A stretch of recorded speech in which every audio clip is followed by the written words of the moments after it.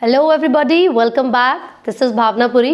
दोस्तों, आज हम बात करेंगे क्लास 11 के चैप्टर नंबर 5 के बारे में, that is the ailing planet, the green movement's role. So भाई साहब, ये जो चैप्टर है बहुत ही इंटरेस्टिंग चैप्टर है, क्योंकि this is all about our own planet Earth के बारे में ये चैप्टर है। लेकिन आपको कुछ ऐसी चीज़ें इस चैप्टर में पता चलेंगी जिसको सुनकर आप लोग भी सरप्राइज्ड हो सकते हो। एक्चुअल में हम वो सारी चीज़ें ऑलरेडी जानते हैं, लेकिन उनको एक्सेप्ट नहीं करना चाहते, है ना। सो होता क्या है, ये जो चैप्टर है दिस इज रिटन बाय नानी पालकीवाला, और उन्होंने सबसे पहले एक द इंडियन एक्सप्रेस है ना, द इंडियन एक्सप्रेस में आर्टिकल को पब्लिश किया था। और ये 19 कब की बात है, ये काफ़ी पहले की बात है, 1994 की बात है। तो उन्होंने अपने आर्टिकल में 24 नवंबर में उन्होंने अपने आर्टिकल में हमारे अर्थ की जो डिक्लाइनिंग कंडीशन है, किस तरीके से हमारा जो अर्थ है, हमारा जो प्लैनेट है, वो डिट्योरेट होता जा रहा है, ख़राब होता जा रहा है, उसकी कंडीशन के बारे में बताया था।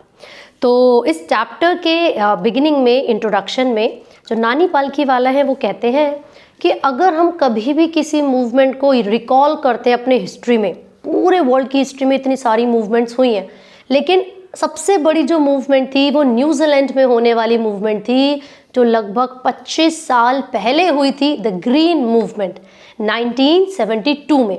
ठीक है, तो बच्चों वो फर्स्ट वर्ल्ड की फर्स्ट नेशन वाइड मूवमेंट थी, ग्रीन मूवमेंट, जिसमें हमारे प्लेनेट अर्थ के जितने भी लोग हैं, अलग अलग कंट्री के, अलग अलग जगह के जो लोग हैं, सब एक दूसरे के साथ आ गए थे। क्यों? क्योंकि वो अपने अर्थ की, अपने प्लैनेट की जो कंडीशन है, जो ख़राब होती हुई, डिक्लाइन होती हुई हेल्थ है, उसको इम्प्रूव करना चाहते थे। सो आई थिंक ये हमारे वर्ल्ड की हिस्ट्री में सबसे बड़ी मूवमेंट है, द ग्रीन मूवमेंट। इसी के साथ साथ जो राइटर है नानी पालकीवाला, उन्होंने और भी चीज़ें बताई हैं। उन्होंने ये बताया कि लगभग 25 साल पहले जब ये मूवमेंट चलाई गई थी, तो ये एक ऐसा समय था जिस समय ह्यूमन बीइंग्स ने, क्योंकि बोला जाता है कि हम सबसे ज़्यादा डेवलप्ड ऑर्गेनिजम्स हैं, राइट, सबसे ज़्यादा दिमाग हमारे पास है, तो ऐसा कहा गया कि 25 साल पहले जो इंसान है, उन्होंने जो अपनी मैकेनिस्टिक जो सोच थी, जो थॉट था, उसको बदलकर स्पिरिचुअल, और आप बोलोगे कि एक हॉलिस्टिक थॉट की तरफ वो चल पड़े। क्यों? क्योंकि पहले क्या होता था कि इंडस्ट्रियलाइजेशन होने की वजह से हम लोग बहुत खुश थे, हम ज़्यादा प्रोडक्टिविटी चाहते थे कि कोई सामान अगर आज 1 किलोग्राम बन रहा है, उसकी प्रोडक्टिविटी इतनी है, नहीं भैया 5 चाहिए हमें, 1 kg में हम संतुष्ट नहीं है। तो पहले क्या होता था, मैकेनिस्टिक हुआ करता था सारी चीज़ें। लेकिन जब धीरे धीरे लोगों को पता चला कि भैया इन सब चीज़ों को करने के कारण हमारा जो प्लैनेट है, हमारा जो अर्थ है, उसकी कंडीशन डिक्लाइन होती जा रही है, तो उन्होंने अपनी उस थॉट को, अपनी उस सोच को किधर की तरफ ले गए, वो एक स्पिरिचुअल, एक होलिस्टिक सोच की तरफ ले गए। क्योंकि वो समझ चुके थे, ये वो समय था जब उन्हें पता चला कि भैया हमारा जो प्लैनेट अर्थ है, ये भी कॉन्शियस है, ये भी एक लिविंग ऑर्गेनिज्म है, जिसके अंदर मेटाबॉलिज्म होते हैं, जिसको सर्वाइवल के लिए बहुत सारी एनर्जी की और बहुत सारे लोगों की हेल्प की ज़रूरत है। और क्योंकि हम एक बहुत ही इंटीग्रेटेड पार्ट है अपने अर्थ प्लैनेट का, ये हमारी जिम्मेदारी है, that is our obligation, our duty, है ना, मॉरल ड्यूटी है हमारी। क्यों? क्योंकि हम एक इंटीग्रेटेड पार्ट है, हम एक जुड़े हुए भाग है, हिस्सा है हम किसका, अर्थ का। तो जो राइटर हैं वो ये कहना चाहते हैं कि क्या ये सही है जो हम कर रहे हैं अपने अर्थ के लिए, अपने प्लैनेट के लिए, इज इट करेक्ट? क्या यही वो चीज़ है जो हम हैंड ओवर करना चाहते हैं अपने सक्सेसर्स को, आने वाली पीढ़ियों को? नहीं ना। तो वो ये कहते हैं कि हमें सस्टेनेबल डेवलपमेंट करनी चाहिए। सस्टेनेबल डेवलपमेंट का मतलब है कि इस तरीके से आप रिसोर्सेज को इस्तेमाल करो कि आपकी खुद की ज़रूरतें भी पूरी हो जाए और आगे आने वाली जनरेशन को भी किसी चीज़ के साथ कॉम्प्रोमाइज़ ना करना पड़े। ठीक है। अब होता क्या है, कुछ लोग क्या कर रहे हैं, एक गली छोड़ के दूसरी गली में जाने, चलो भाई स्कूटी उठा लो। अरे भाई, if you can walk till there तो यू शुड वॉक, आपको वॉक करके वहाँ पर जाना चाहिए, है ना। क्यों? और क्या क्या चीज़ें बताई हैं नानी पालकीवाला जी ने। उन्होंने बोला है कि जाम्बिया के लुसाका में एक जू है ना। जू मतलब एक चिड़ियाघर है जहाँ पर एक केज यानी कि पिंजरा रखा हुआ है, और उस पिंजरे के बाहर एक नोटिस बोर्ड है जो कि ये कहता है वर्ल्ड्स डेंजरस एनिमल। वो ये कहता है भाई साहब इस पिंजरे के अंदर पूरे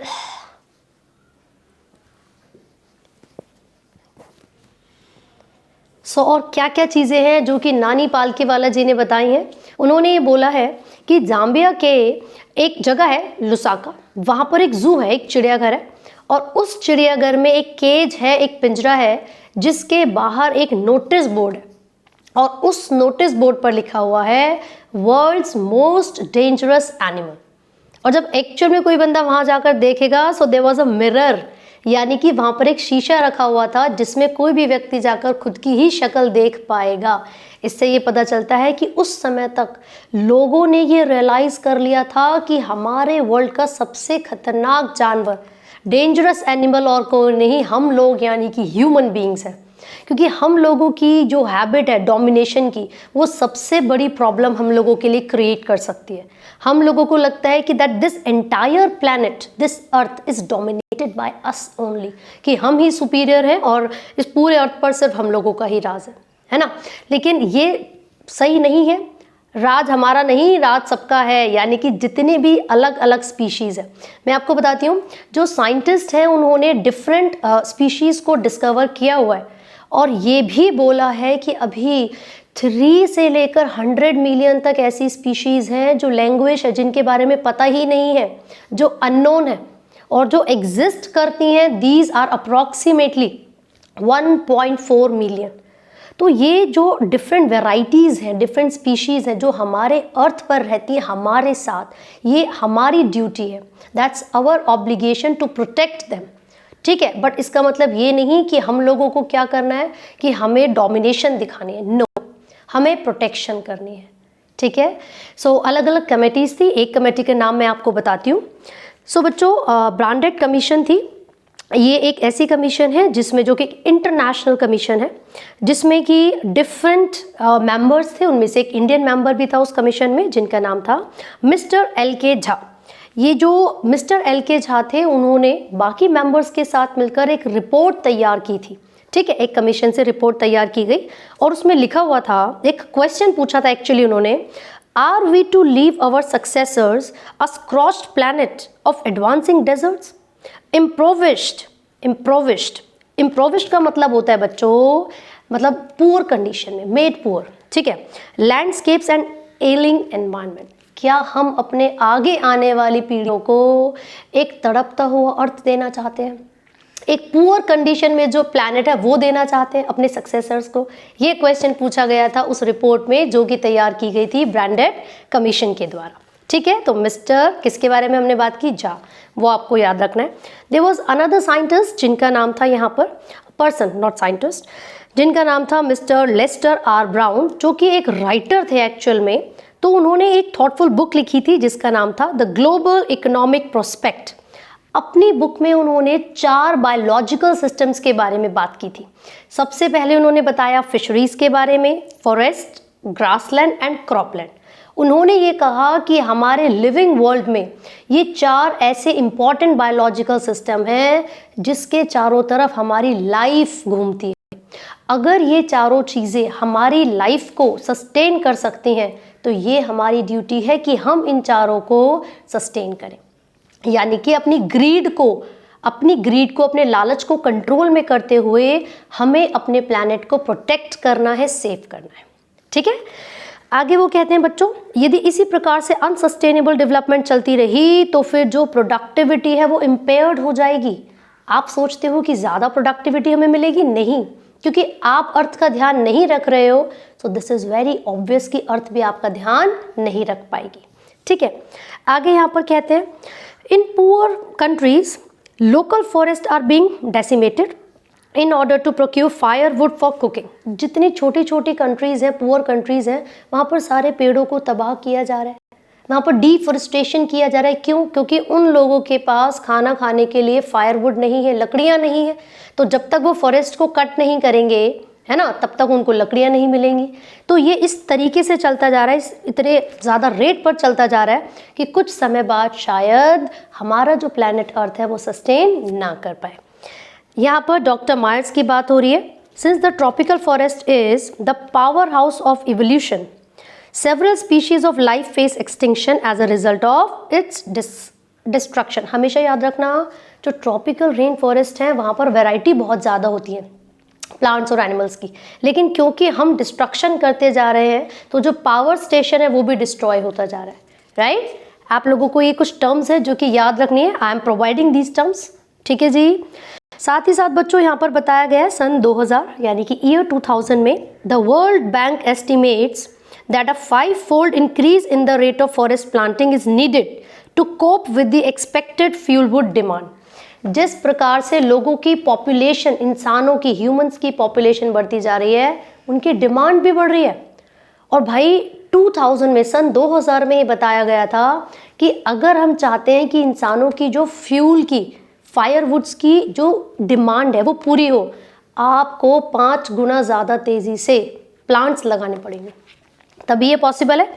साथ ही साथ वो ये कहते हैं, जेम्स पीथ जो कि प्रेसिडेंट थे वर्ल्ड रिसोर्स इंस्टीट्यूट के, उन्होंने कहा we were saying that we are losing the forest at an acre ज़मीन हिंदी में बोलते हैं a second, but it is much closer to an acre and half to a second. हम लोग कहते हैं कि 1 सेकेंड में हमने 1 एकड़ ज़मीन लॉस्ट कर दी, लेकिन एक्चुअल में वो 1 नहीं 1.5 है। यानी कि जो डिस्ट्रक्शन का रेट है वो बढ़ता जा रहा है, वो बहुत ही ज़्यादा स्पीड से हो रहा है। आर्टिकल 48A जो कि कॉन्स्टिट्यूशन ऑफ इंडिया में लिखा हुआ है, वो ये कहता है state shall endeavour to protect and improve the environment and to safeguard the forest and wild life of the country. जो ये आर्टिकल 48A है बच्चों, वो क्या कहता है? वो ये कहता है ये एक स्टेट की जिम्मेदारी है कि फॉरेस्ट को सेफगार्ड किया जाए, फॉरेस्ट को प्रोटेक्ट किया जाए। लेकिन जिस प्रकार से इंडियंस किसी दूसरे आर्टिकल को नहीं मानते जो कि हमारे कॉन्स्टिट्यूशन में लिखा हुआ है, वो इस आर्टिकल को भी नहीं मानते। इतनी सारी चीज़ें हैं जो हमारे कॉन्स्टिट्यूशन में लिखी हुई हैं, but do we follow all of these? No.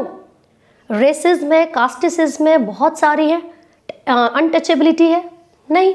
हम लोग अभी भी अपने डोमिनेशन के बारे में सोच रहे हैं, हमारी सबकी जो थिंकिंग है वो अलग है। वो सब चीज़ों को हमें बदलना है if we really want to protect our planet, ठीक है। तो ये चीज़ें आपकी एनसीईआरटी में दी गई हैं, इस चैप्टर के बारे में बताई गई हैं। साथ ही साथ ये बोला है बच्चों, India according to reliable data is losing its forest at the rate of 3.7 million आर्क्स अ ईयर। एक साल में 3.7 मिलियन एकड़ ज़मीन हम लोग लॉस्ट कर देते हैं, खो देते हैं, ठीक है। 3 साल की स्टडी की गई थी सैटेलाइट्स का यूज़ करके और फोटोग्राफी कंडक्ट की गई थी। यूनाइटेड नेशंस ने ये किया था। उन्होंने ये बताया कि हमारे अर्थ की जो कंडीशन है, वो बिल्कुल क्रिटिकल हो चुकी है, ठीक है।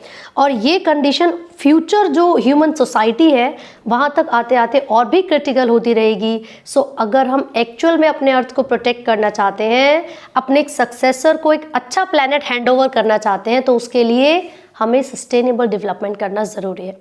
और ये बिल्कुल सही बात है कि सबसे बड़ी जो सबसे मेजर प्रॉब्लम है हमारे एनवायरमेंटल प्रोटेक्शन में, वो क्या है?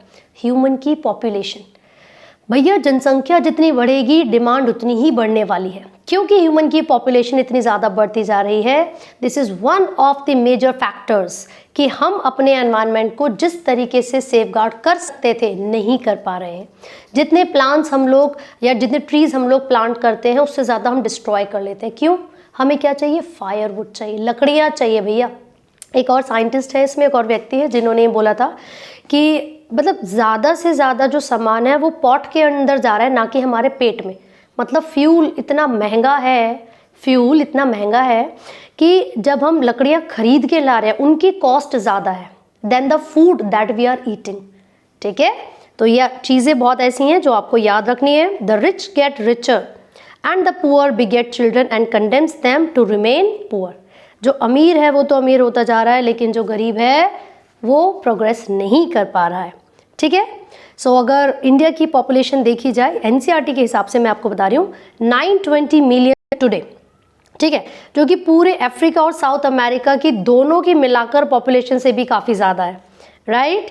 साथ ही साथ बच्चों बोला गया है industry has almost crucial role to play in this new era of responsibility. लेकिन जो ट्रांसफॉर्मेशन हुई है उस ट्रांसफॉर्मेशन को हम अफेक्ट कर सकते हैं, जो लोगों की सोच है उसको हम बदल सकते हैं। If more businessman share the view of the chairman of due point mister Edgar 5 साल पहले उन्होंने डिक्लेयर किया था, जो कि चीफ एनवायरमेंटल ऑफिसर हैं, उन्होंने कहा our continued existence is a leading manufacturer requires that we excel in environmental performance। अगर हम अपनी एनवायरमेंटल परफॉर्मेंस को इंक्रीज करते हैं, अगर हम अपनी प्रोडक्टिविटी के साथ साथ अपने एनवायरनमेंट के बारे में सोचते हैं, तो ही हम अपने प्लैनेट अर्थ को सेव कर सकते हैं। ठीक है। Of all the statement made by Margaret Thatcher during the years of her prime ministership, none has passed so decisively into the current coin of English usage as felicitous word no generation has a free hold on this earth। एक line है, एक पूरी statement है जो कि Margaret Thatcher ने बोली थी जब वो प्राइम मिनिस्टर रह चुके थे अपने समय के। तो उन्होंने बोला no generation has a freehold on the earth. किसी एक व्यक्ति का या किसी एक जनरेशन का होल्ड नहीं है हमारे पृथ्वी पर, हमारे अर्थ पर। ऐसा नहीं कि हमारी जनरेशन ही राज कर सकती है बस, नो हमारे आगे आने वाली जनरेशन को भी हमें बहुत बेटर कंडीशंस के साथ अपने प्लैनेट अर्थ को पहुंचाना है। ठीक है। मिस्टर लेस्टर ब्राउन क्या कहते हैं, ध्यान से सुनिए। We have not inherited this earth from our forefathers, we have borrowed it from our children. ऐसा नहीं है कि ये जो प्लैनेट अर्थ है वो हमने अपने पूर्वजों से लिया है, नो, ये हमने अपने बच्चों से उधार लिया है। तो ये हमारी जिम्मेदारी है कि हम अपने प्लैनेट अर्थ को प्रोटेक्ट करें और बिल्कुल अच्छी कंडीशंस में अपने आगे आने वाली जनरेशन को दें। राइट। सो बेसिकली इस चैप्टर में अपने एनवायरनमेंट की प्रोटेक्शन के बारे में पढ़ा है। 48A जो कि आर्टिकल है उसके बारे में आपको याद रखना है। नाली पालकी वाले ने ग्रीन मूवमेंट के बारे में बात की जो कि कब 1972 में हुई थी, वो आपको याद रखना है। साथ ही साथ यहाँ पर मिस्टर ब्राउन ने जो लास्ट में बोला कि हमने अपने इस प्लैनेट को अपने फोर फादर से नहीं लिया है, बल्कि हमने अपने बच्चों से बोरो किया है। Right. So this is all from the chapter. I hope आपको ये समझ में आया है। इन केस कोई भी डाउट है तो आप कमेंट्स कीजिए and do not forget to like, share and subscribe. Thank you.